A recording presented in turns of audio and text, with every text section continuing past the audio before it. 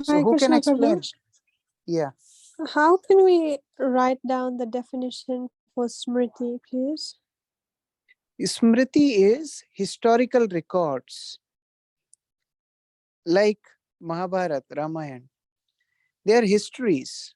Puranas means Purana, the literal meaning of Purana is old story. Purana. Hindi we say Purana, old. So old stories, they are not speculations, but historical stories. Like, we say that, okay, there was a prime minister called Narendra Modi, and he did this and he did that. After 100 years, this will become a historical record. That is Smriti. So like Ramayana happened. The record of Ramayana is kept by Valmiki. So Valmiki wrote this Smriti Ramayana. Mahabharata is written by Vedavyas. So that is a Smriti. And I was talking about Brahma Samhita, Naraj Pancharatra, other Puranas. All 18 Puranas are Smriti because they are the historical records. They are stories. But Shruti is not stories. Shruti is facts. Shruti is the collection of instructions. So that is 4 Vedas are Shrutis. Any instructions coming from Krishna directly, which may not have a lot of stories, but that are actually Shruti. That is a technical difference between Shruti and Smriti. Till here, any doubt? Shruti, Smriti? Hare Yeah, Krishna. sorry. Prabhuji, Yes. so I'm just trying to understand that Smriti is actually a historical record, but somebody who has written it, he must have written it, either he has seen that, or either he has meditated on that, or then he has written. No meditation. No meditation. Meditation is not the way. Either he has seen or Lord has given him vision. See, vision and meditating is different. Yes. Generally writers who write books nowadays, they also think, some things and they meditate, and then, whatever comes in their mind, they write. Our Smritis are not like that. Either Lord has given them vision of what is happening, like Sanjay was giving the account of Bhagavad Gita to Dhritarashtra. He was seeing it, he was hearing it, live telecast. And that's how he could tell what's going on the battlefield of Kurukshetra. So that is different. But here we are talking about the vision. We are talking about vision, and either they have seen it directly. So then they keep record of it. And Prabhuji, one scripture which Shruti or Smriti, which was written by, which is considered to be written by Ganesh, Ganesh ji. Mahabharata. Okay. Mahabharata, Vedavyas dictated and Lord Ganesh compiled. He wrote it. So the writer is still Vedavyas, because it's like you give a dictation and somebody types for you. So Ganesh has written it, and Vedavyas has dictated it. So only Mahabharata or all the scriptures, all Vedas? No, only Mahabharata. Only Mahabharata. Not other scriptures. Prabhuji, Hare Krishna. Prabhuji, Bhagavad Gita will come under Shruti, right, Prabhuji? Because it is told by Lord Krishna. Yes. So here is, I was going to go into that point. So the Bhagavad Gita, I was going to ask you, what is it? Is Shruti or Smriti? It is both, Prabhuji. How? It is it is Shruti because it is directly spoken by God itself. And it is So how it is Smriti? It is Smriti because it was compiled and compiled by it was compiled later on. So here Mayavadis will catch you and they will tell that we reject Bhagavad Gita because we don't believe in Smritis. Because it is part of Mahabharata, so it comes under Smriti also. No, actually it is Shruti. It's like, consider in English literature, if you read 2 plus 2, 4, is it English or is it maths? Maths. It is maths, but is written in English literature. In the same way, Bhagavad Gita appears in the episode of Mahabharata, but because Lord himself has spoken it, it is Shruti. It is not Smriti. Many people have this misconception, and they tell that actually Bhagavad Gita is not bona fide because it is Smriti. But it's not Smriti, because Krishna has given this millions of years before to Vivaswan, and is repeating it in the episode of Mahabharata. So when you're repeating Shruti, like in a drama, if you quote a Vedic hymn, that doesn't mean that Vedic hymn became a part of a drama. So although Bhagavad Gita is appearing in a Smriti literature, but still it is Shruti. Does that make sense? Okay, now coming to the next level. Hare Krishna, Prabhu. Yes. Prabhu, can you please again explain what are Pancharatris? I'm confused. in that. Pancharatra is methods of worship.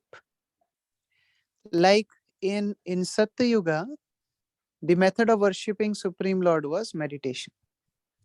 So how to meditate, when to meditate, where to meditate, all this come under Pancharatra. Then in Treta Yuga, method of worship was Yajna. So who will do Yajna, how the Yajna will be conducted, what all things are offered in Yajna, all this come under the Pancharatra.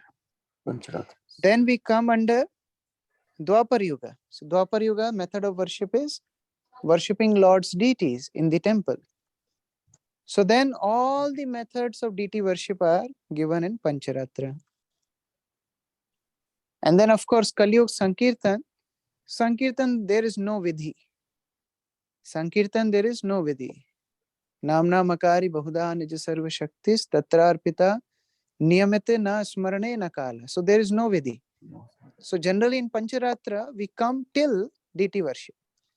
But for holy name, because Lord is very merciful, he has no rules and regulations for holy name. So generally Pancharatra deals with meditation, yajna and deity worship. The practical methods, the steps, how to do it. That is Pancharatra. And What was the- Nyaya includes discussion, Prabhu? Yeah, Nyaya Discussion. includes discussion, speculation, but it's not dry, I mean, it's not concocted discussions. It's based on grammar. Like, for example, Chaitanya Mahaprabhu, when he preached to Sarvabhauma Bhattacharya, he gave 64 explanations of the Atmaram verse. This comes in Chaitanya Charitamrita. So, this 64 explanations of the same verse, without touching the other explanations. How he did, each word can mean differently in Sanskrit. Yes. Prabhu. So he took different meanings and explained the Atmaram verse and giving the essence of devotional service with each explanation. That is Nyaya. So because Sarvabhauma Bhattacharya was very attached to Nyaya, Chaitanya Mahaprabhu won his heart by discussing Nyaya only. So that is Nyaya. When on the basis of scriptures, on the basis of grammar of Sanskrit, there are many interpretations taken out of the Vedic literature. That is Nyaya. Okay, Prabhu. Thank you, Prabhu. Krishna. Hare Krishna. Anyone else? Hare Okay. Krishna. Prabhu, any example of Pancharatri? Do we have some literature or some books? Yeah. There is Narad Pancharatra, which we follow. Actually, Sanatan Goswami took help of Narad Pancharatra. If you go to Kusum Sarovar, in Kusum Sarovar, just in front of Kusum Sarovar, there is a street, just opposite side of Kusum Sarovar. If you walk for maybe 1 kilometer, you will go to Narad Kunda. And there Narad wrote these Pancharatras, how to worship the Supreme Lord. So later Sanatan Goswami found that book, and based on that he wrote Hari Bhakti Vilas. And that is what we follow in ISKCON. All Goswamis also followed same. In Radha Raman temple, Radha Govind Dev temple, everywhere they follow same methods of worship. And we are also following same methods of worship in our ISKCON temples. So it's based on Narad Pancharatra. So this is the Bhakti Shastra. There may be another one also dealing with meditation and yajna. So we don't need it. So we don't have much knowledge about it also. But Narad Bhakti Sutras, Narad Pancharatra, these are very important for our devotional service. So we use it. Prabhuji, you said Sanatana Goswami found this Narada Pancharatra and he wrote what? Hari Bhakti Vilas, is it? Hari Bhakti Vilas. He started it. Sanatana Goswami started it and gave dictations.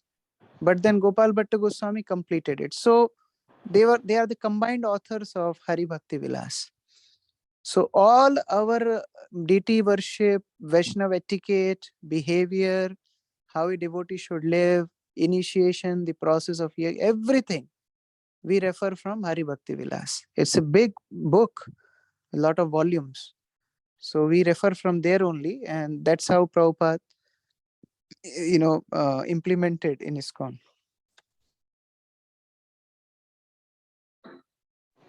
Prabhuji, as practitioners of Krishna consciousness, all the four are important, or only the first three are important, or how is it, Prabhuji? How do we understand this? So in our scriptures, it is written, Shruti, Smriti, Puranadi, Pancharatri ki vidhim bina, Ekanti ki Hari Bhaktir Utpadeva Kalpate. They say that for practicing bhakti, we need Shruti, we need Smriti, we need Purans, and we need Pancharatra. But they don't talk about Nyaya. So except Nyaya, all other scriptures are needed for bhakti. If we neglect them, then Ekanti ki Hari Bhaktir Utpadeva Kalpate. Without these scriptures, our bhakti will be a disturbance in society. It will not be pleasing to Krishna. It will be simply disturbance in society. Okay? So except Nyaya, all are quoted. Thank you, Prabhuji. Can you know which scriptures you mentioned? Shruti, Smriti, Puran, Pancharatra. 4. Except Nyaya. Puran, of course, is part of Smriti, but it is told specifically, maybe because Srimad Bhagavatam is a Puran. But otherwise, Nyaya, the main thing is Nyaya is not mentioned in this.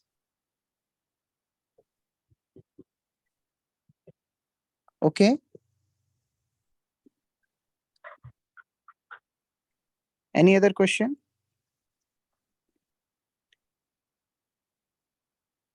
Hare Krishna. So, Prabhuji, this yes. Puran is different from Shruti and Smriti?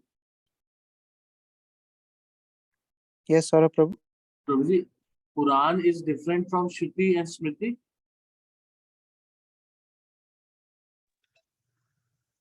Sorry, please repeat. Hare Krishna, Prabhu. Prabhu, I'm saying Shruti and Smriti, Puran is different? No, Puran is part of Smriti, but is quoted separately. Is given more emphasis. And It's Prabhu, part of Smriti. Prabhu, why Mayavadis do not like Smriti? Because Smriti deal with pastimes of Lord, incarnations, and they don't want to believe in the form of God. So they reject it. Puranas means pastimes. And they don't believe in form activities of Lord. So they think that it's all Maya. So they reject that portion of the Vedic literatures. Okay, Prabhu, but in the Smriti, this tantras are also spoken, and so all these ritual sutras are also spoken. So is that also? They don't care about it. Mayavadis don't do all this. They only want to, enrich their gyan. And if something is helpful for that, they will take it. If that is not helpful, they will reject it. Like they do deity worship. Mayavadis do deity worship. But their objective of doing deity worship is, oh, this activity will make us come in mode of goodness. And in mode of goodness, it will be easier for us to merge in Brahman. So, so that is their objective. So which deity they worship, Prabhu? They worship 5 deities. It's Which called deity? Panchopasana. Five deities, which is considered Panchopasana. First is Surya. They worship Surya. Second is they worship Lord Shiva as Shivalinga, mainly Shivalinga. They don't have deity. So Surya, they worship the actual Surya, like putting, giving argha, the water to Surya and rest of the things. Second is they worship Shivalinga. Third is they worship goddess Durga in the Shakti Pitha. There are so many Shakti Pitha, 54 Shakti Pithas, and others also they worship there. Then fourth is they worship Ganesh, Lord Ganesh. So if they get deity, it is fine. If they don't get deity of Lord Ganesh, they take a supari. In India it's very common. They roll a thread on supari and that considered to be Lord Ganesh.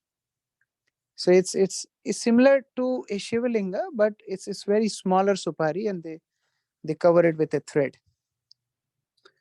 And then fourth one is they worship Lord Vishnu, interestingly, in the deity form. But their objective is not to serve Lord Vishnu, but because Lord Vishnu is controller of mode of goodness, they think that by worshipping Lord Vishnu, they will also come in the mode of goodness. So there is whole session on this, Panchopasana, and how these tendencies of Panchopasana comes in our devotional service also. We'll not go into that details. But Mayavadis, the point which we are discussing is, Mayavadis, they may do exactly like other devotees. Like they may worship, they may do yagya, they may, even chant Lord Ram name, Lord Krishna's name. But their mentality is that they want to be merging into Brahman. That is the difference. Okay. So Devi Mataji. Yes, Prabhuji, the Mayavadis, they worship the Panchopasana. Like Yes. they worship, how do they worship? Like they follow the Pancharatra vidhis? Sometimes not. Like when you go to temples, they have their own vidhis. Hardly they refer to Pancharatras, They have their own vidhis. Somebody may be giving bali, somebody may be, offering tons and tons of ghee and whatnot. People do as per their own inclinations. You remember Bhagavad Gita, what Krishna said? Tam tam niyamasthaya. As per their inclinations and self-made rules and regulations, they worship. But if they even take reference from Pancharatra, their objective is not to serve the Lord, not to become devotee of Lord. They just take support of it to become impersonalist.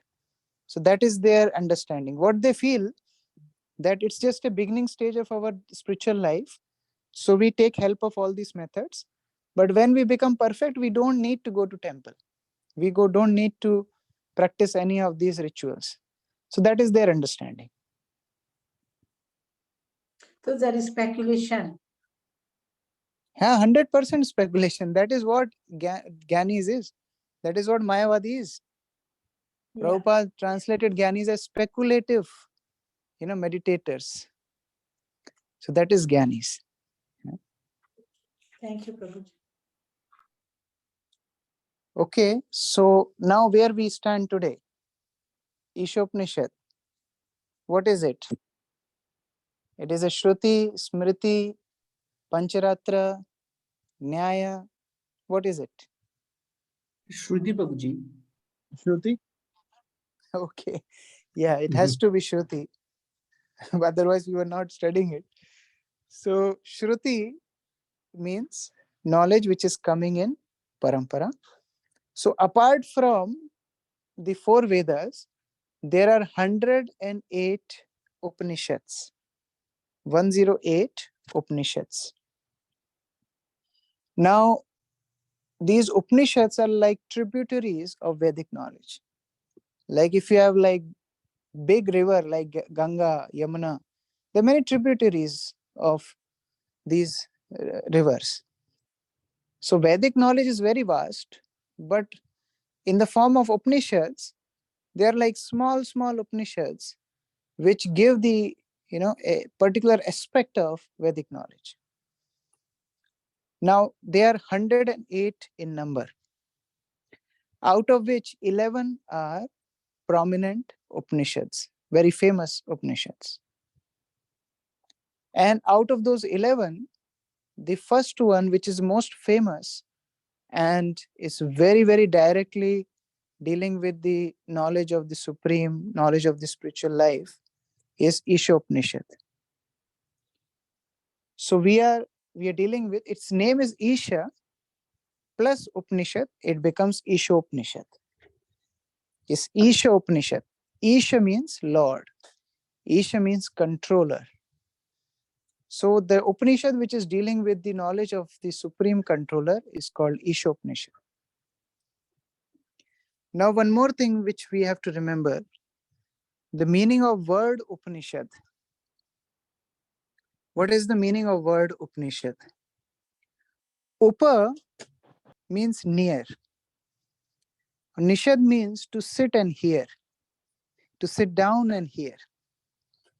So sitting down near the lotus feet of spiritual master and hearing Vedic knowledge is called Upanishad.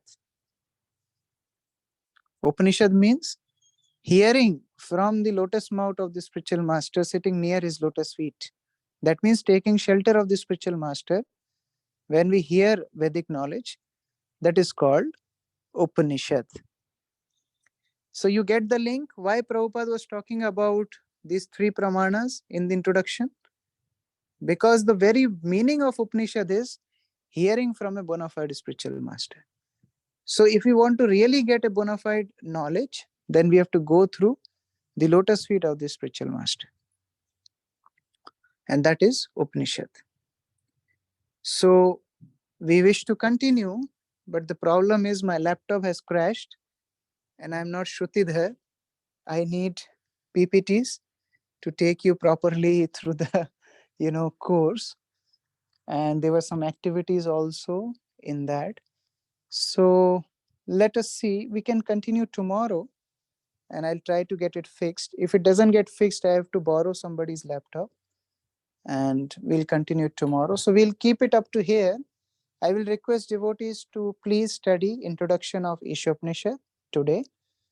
And before you come tomorrow, if you can read Invocation and Mantra 1, that will be very helpful. Yes. Any question, Vishnupriya Mataji? You have question?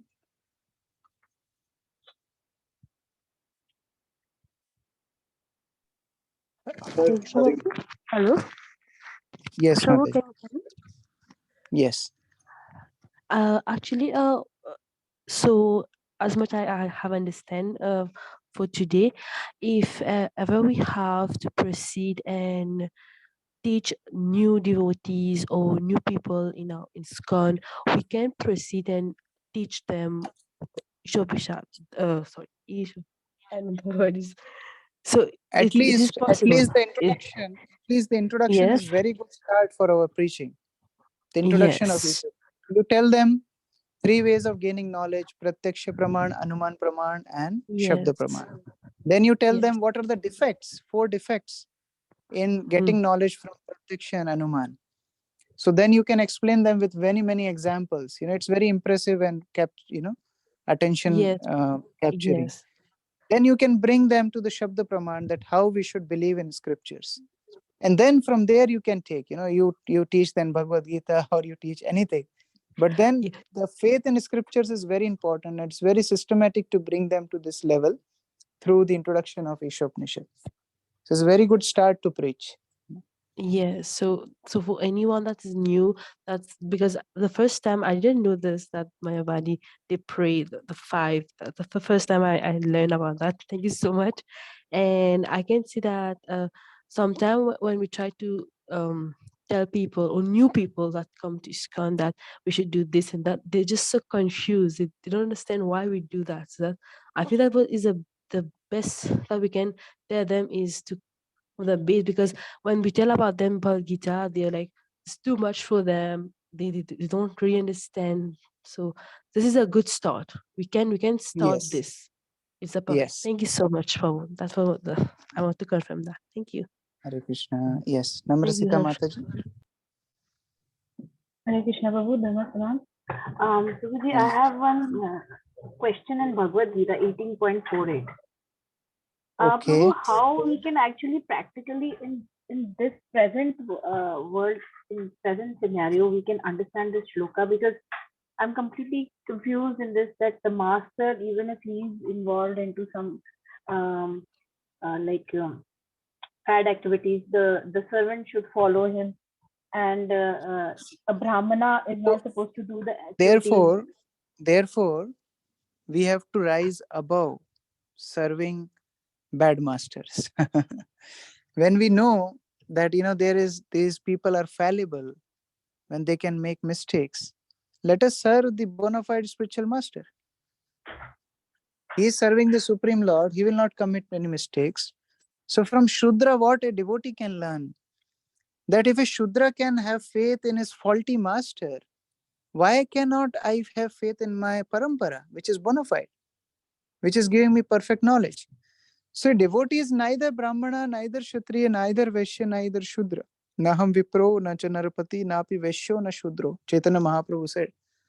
So we are not Brahmana, Vaishya, Shudra, and Kshatriya. But a devotee is like Saragrahi.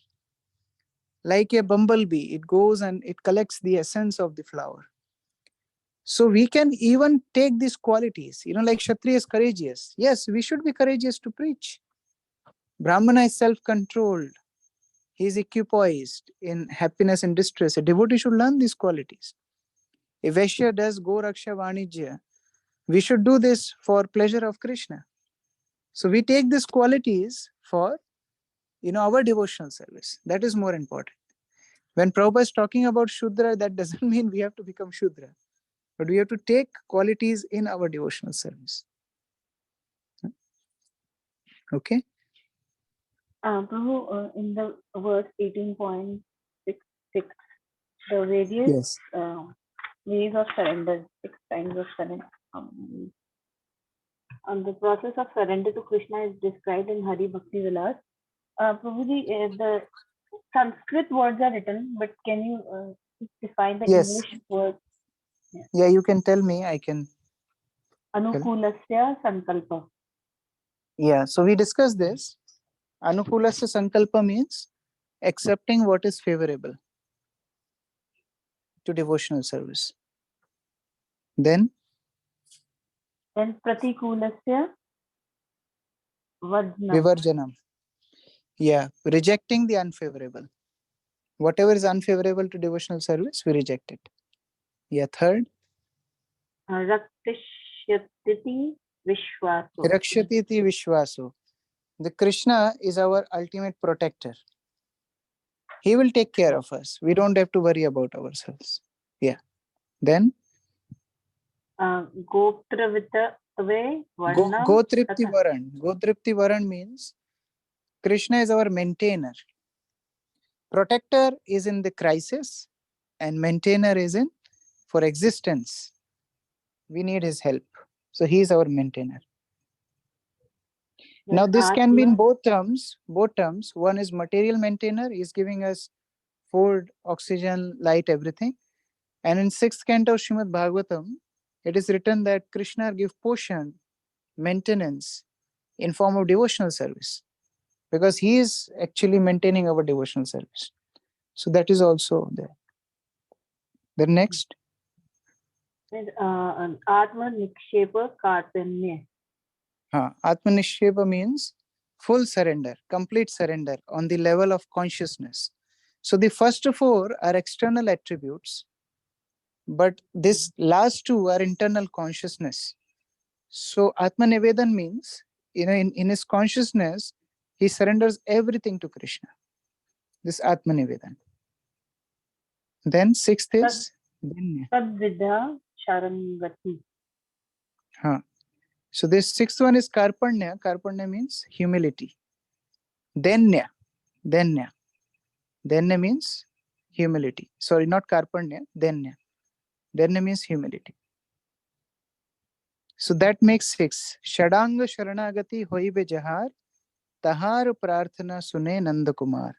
Those who have the 6 limbs of Sharanagati, surrender, their prayers are heard by Krishna. So till now, whatever prayers we are making, not sure. But once we have the surrender, then Krishna will surely hear the prayers. Thank you, Prabhu. Thank you. Anupama Mataji.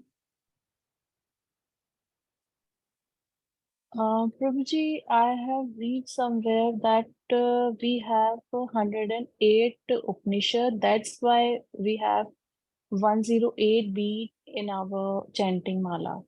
So is it true or there is some other reason of See, having 108 108 beats? 108 is an auspicious number. There has to be Okay. some counting, right? Like we have 12 makes a dozen. 100 makes century, So like that, there has to be some number. So what number? So since 108 is auspicious number, we chant in the terms of 108 japa beats. But then we can relate it to many other things. Like there are 108 principal gopis. We can say there are 108 Upanishads, which is fine. But the thing is, it's just, because if you take Japamala, then the prime Moti, Sumeru Moti, is Radha Krishna. And in Ras Leela, there are 108 principal gopis surrounding Radha Krishna. So that is Japamala, because the love of Krishna is in the form of holy name, and chanting means, experiencing that love. So that is one explanation. But one who has no understanding of Radha Krishna pastimes, they come to level 2. They understand, okay, this is spiritual reality. And how we touch spiritual reality? Through Vedic literatures. So there are 108 Upanishads. So we are touching spiritual reality through 108 beats. So that is level 2 understanding. But devotees, their level 1 understanding of Vrindavan, they think that this 108 beats represent 108 gopis. So that is just our level of understanding. But main thing is chanting holy name purely. It doesn't matter much, that they are gopis or they are Upanishads. It doesn't matter much. Okay, Prabhuji. Thank you so much. Saurabh Prabhu. Hare Krishna. Prabhu, like in Shruti, we have all Vedas also, and Yes. and God, Shri Krishna himself says that I am the compiler of the Vedas, I am the knower of the Vedas. I have Yes. to be known from these Vedas. Yes. Yes. But I'm just trying to understand, why do not we start with, like, okay, Vedas is more around Karamkand and more around ritualistic activities. Then after that, you go to a direct, you go to understand. Like, you have to be above these transcendental modes to know God. But means like, why do not read Vedas as, See, there are two reasons. First is, when you know the essence of the Vedas, you don't need really to study them. Like, just imagine you are giving some exam and teacher already told you that only this chapter will come in the exam paper. Who fool will read the whole book? You already know that this chapter will come in exam. You'll only read that chapter. So in the same way, Krishna is saying, I am the object of the Vedas. And when we are knowing Krishna through Srimad Bhagavad Gita and Srimad Bhagavatam, it is not required. It's not bad, but it's not required to read Vedas. But if somebody wants to read, they can. But ultimately, the conclusion of Vedas is understanding Krishna. That is one. Second point is, see, Vedas are written in such a way that common person, it's very difficult for him to understand them. So it's not that the Vedas are only filled with fruitive activities or Jnana Kanda. No. The aim of Vedas is Krishna only. But the thing is, an ordinary person, when he reads it, he can't come to that conclusion on his own. It's very difficult to read Vedas. But if a devotee reads Vedas, then he can easily come to that conclusion and he understands. Like, for example, if a person who is very noble character, if he studies engineering, if he studies doctorate, then he can do good to the society. But imagine if a terrorist learns about all this engineering techniques and chemistry, they can use the same knowledge to produce bombs. So now what happens is people don't have the background of devotional service. And when they read Vedas, they do more destruction to their spiritual life. Because they think that God is impersonal. They think that, okay, demigods are gods. All this kind of rituals they do to go to heavenly planets. And they destroy their own spiritual advancement. So to save them from that, first, the background of devotional service is very important. It is the ultimate object of the Vedas, as well as if some devotee reads Vedas in that light, then there is no problem. Like if you're reading Isopnishad, Mayavadis are also reading Isopnishad, but they are reading without the background of devotional service. And they cannot come to the same conclusion what Prabhupada bring, out in his Isopnishad. So devotees don't read it because of these two reasons. One is it's not required. And second, if you don't have that background of devotional service, you will not be able to come to the conclusion that Krishna is the Supreme Personality of Godhead. It's very complicated that way. So my one question is then in Satyug or in Dwapar Yuga or Treta Yuga, people used to read Vedas at that point of time. And so why they used to read Vedas? Because is that a specific sect of people read, or how is it? Because at that particular time also Bhagavad Gita was there. Bhagavad Gita was there with people. Then why they were reading Vedas? So who gave you information that they only read Vedas and not devotional service literatures?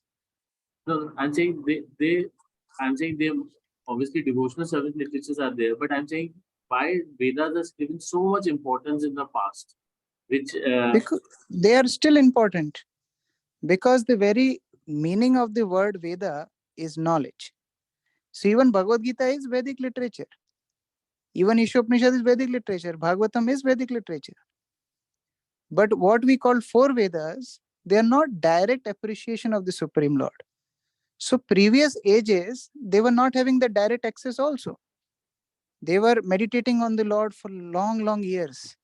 And fortunate ones would see Lord in the heart.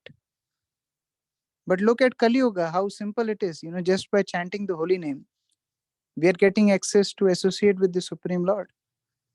So yes, Vedas were important previously also, now also, because they deal with the spiritual knowledge. But I'm saying coming to the conclusion of devotional service through four Vedas is very difficult. Very difficult. If you want to follow Vedas, then we also have to do meditation for hundreds and thousands of years, which is impossible in this age. So therefore, in this age, it is recommended that you don't have long life, you don't have much intelligence, you don't have much patience, you don't have austerity, you will not be able to read Vedas. Simply chant holy name. Guru more murkha dekhi korilo shashan. What Chaitanya Mahaprabhu said, that his spiritual master saw that you are not qualified to read Vedas. Just chant holy name. So it's not that Vedas are not important now, but it is that we are not competent enough to come to the proper conclusion after reading Vedas. Therefore, Chaitanya Mahaprabhu made it very easy. Understand? And Prabhu, in Satyug or in Dwapar Yuga or Treta Yuga, Bhagavad Gita was still there. It is still Yes, yes. Yeah, Krishna is saying, Ikshvaku, Manu, all were having this knowledge. Raj Rishayo, Vidu, all Raj Rishis were having this knowledge. And it was passed through disciplic succession. But people used to read Vedas because they have the long span of life. They have that. Yeah, there was no need to read. There was no reading. There were no books. But they used to go to Gurukul, and Guru used to teach all this knowledge to them. Like when Lord Ram went to Vashishta's Gurukul, Vashishta taught him them all Vedas, all Upanishads, all Puranas. Imagine in ISKCON, if you have that qualification to get initiated, nobody will get initiated. Even Bhakti Sastri, just Bhagavad Gita and 3 small books, it becomes such a big task to complete Bhakti Sastri. So therefore, for Kali Yuga, Chaitanya Mahaprabhu gave that concession. In previous ages, it's not that you purchase a book in Satyuga and you are reading at home. No, they used to go to Gurukul, sincere study under Guru's ashram. And he used to teach the Vedas. Okay. So we end here, and unfortunately my laptop crashed. So let's see, tomorrow I'll borrow somebody's laptop and we continue from there. Okay. Shri Prabhupada ki jai, Samaveta Bhakta Vrinda ki jai, Shri Isopnishad ki jai.